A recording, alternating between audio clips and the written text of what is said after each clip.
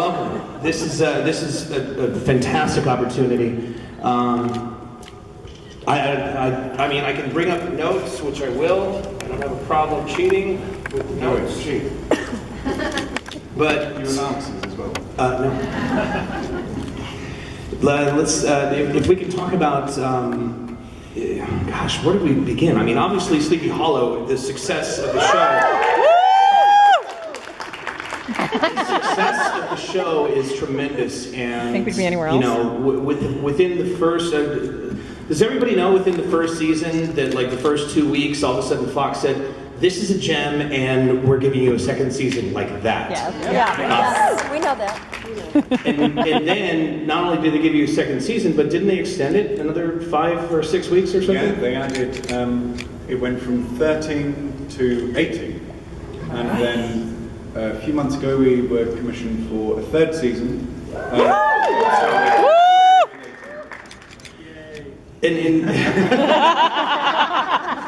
By the way, if you guys have questions at any point in time, feel free to walk up to the microphone that is right here in the middle. Do not hesitate to ask questions, because there's always that moment when you're watching the show, you're like, I wonder if ... Now is that I wonder if moment that can come to fruition.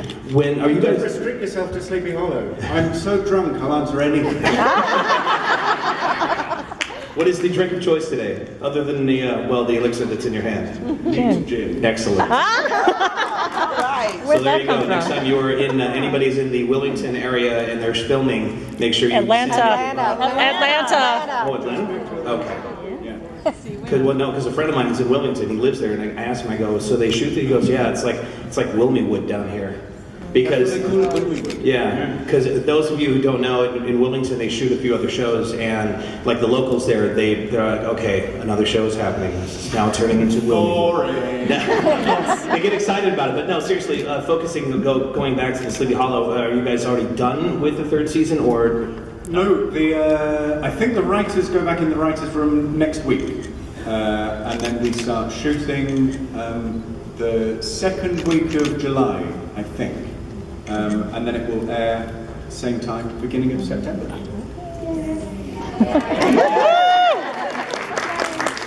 Almost really pleased. No, really, please. It was a partial. Right, we'll do it. You guys, you're so fascinated in kind of go, please, no. Go, Mison! Because what happens is, if one starts, all of a sudden everybody's like, I need to get in on this. Look at that. I have to talk to Tom. Yes, what is your question? And please state your name, too. Oh, my name is Lisa. Uh-oh. Is this on? Is that on? No, you're good. Okay, I'm Stop Lisa. close. Hello. Hi. So I'm just going to go deep right away. Uh-oh. So, you know, at the end of the season 2, which everyone's seen, presumably, so it's not a spoiler. It's not a spoiler, right? Okay. Yeah, so Ichabod kind of doesn't have a lot of things in his life anymore from his old life, and it's now all just 20th century, or 21st century, whatever we're in. So I'm just wondering how that's going to be for him, and if that means that his old world is now something we don't really explore anymore because he doesn't have the connections to it. Well, that's one of the things did everyone hear that? At the end of the second season, when, spoiler alert, Ichabod loses everything, what do I hope will happen in season 3? You will.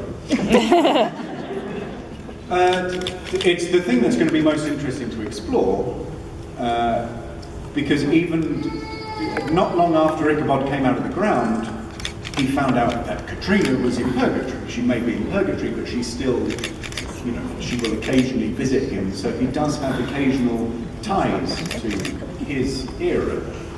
But now that's completely gone.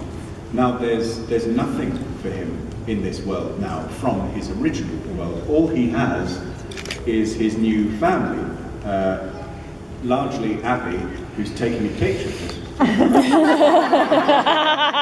Lieutenant Abigail Mills cosplay. So Abby and Jenny and Frank Irving really are all, that's his new family. So him trying to find his place anew will be exciting, I think. Let's put my vote in for it. Hopefully we still get to explore some of the past.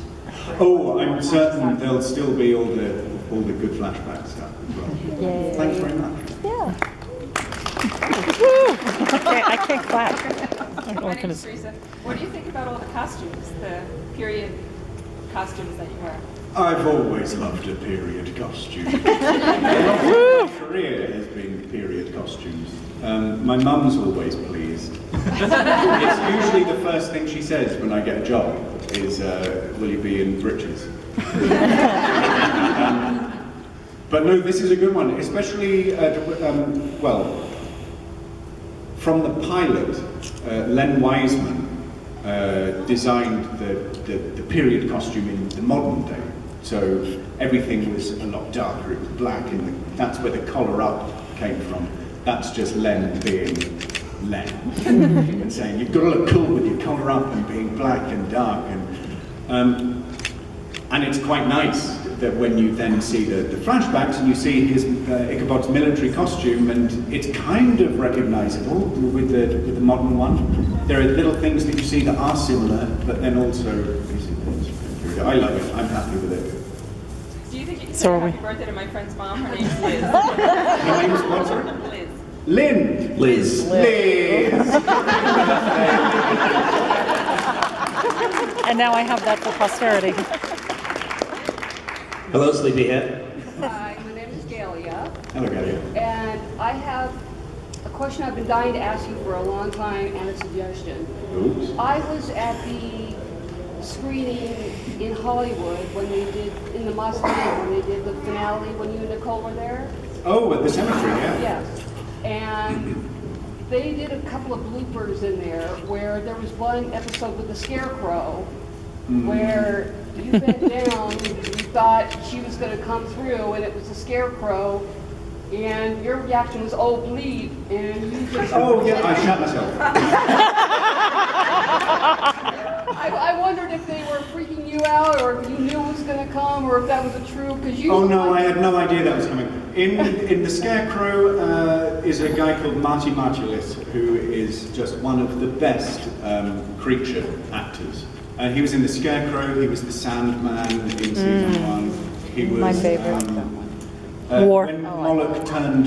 The war. When he came out of his skin and he was black, that was Marty, it's the black Wasn't he Moloch. Which other ones? He's done lots Wendigo? of others. He was one of the Reavers as well. Was he the Wendigo? Was he the Wendigo? He was the Wendigo as well. Well done. He was a Horseman of War. So he's one of our, he and a guy called Derek Mears are our two regular creature guys. And they just loved making me shit myself. If they can jump out at me, I shit myself. I just loved on Facebook when, in that episode, when people turned around and they said, we love it when Ichabod went all Paul Bunyan on his, you know, I don't know what Paul Bunyan means. You chopped him down. When you, Yeah. I just- got angry. The suggestion I had too was I'm hoping in season 3 they can introduce Ichabod to airplanes. Well, actually, that was I remember at the end of the first season, there was a reenactment battle where Ichabod met the girl who gets all these new clothes.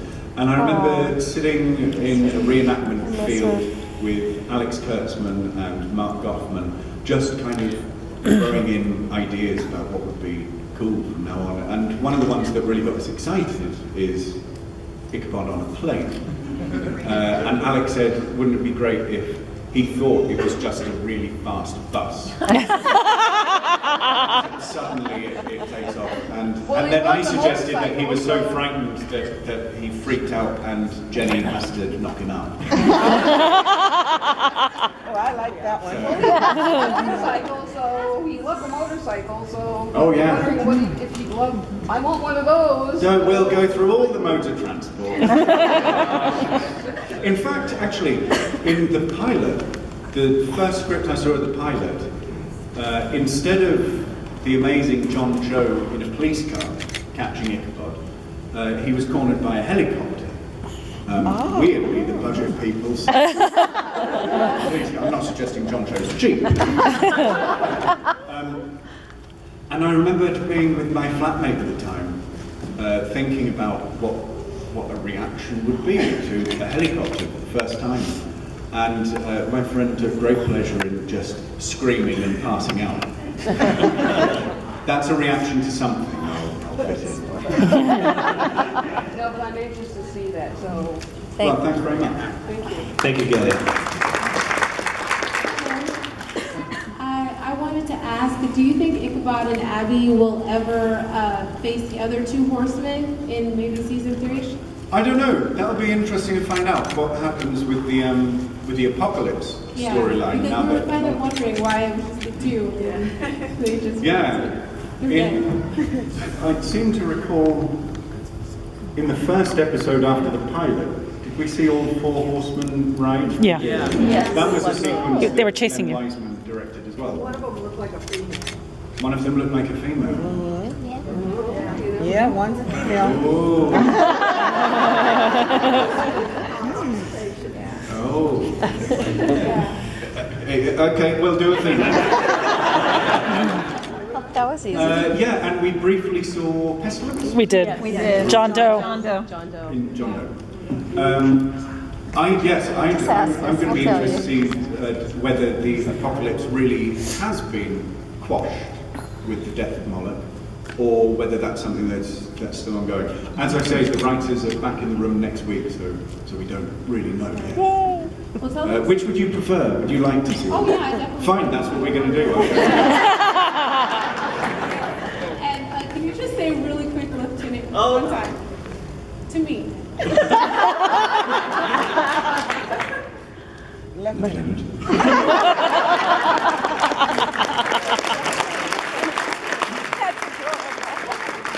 You know, that genuinely is how we say it in English. And I came over here and I was reading the script for the first read-through of it. And it got to Lieutenant, and everyone went, Lieutenant, and thought I just couldn't read. But that is, we do say Lieutenant. My name's Amy. Hi. Hello. I have 2 questions. So, were you aware of the extent of John Noble's role when he first appeared as a sin eater? Oh, no. So that was just sprung on you? Actually, no, I did know that he would be my son. Yes, because Alex Kurtzman and I were having long discussions about the arrival of Ichabod's son. And when he said, because they had worked with John in Fringe, and so they've known him for years, and he said, I really think John would be great in the part. And I was just trying to play it cool. He said, yeah, he might be quite good. Being a big fan of his. But I didn't know that he would end up being one of the Horsemen.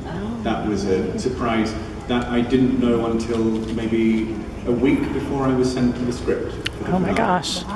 And my second question was, I really enjoyed your narration of The Legend of Sleepy Hollow. Yes. Oh, thanks. Fabulous. What did you think of the experience of narrating an audiobook, and would you do more?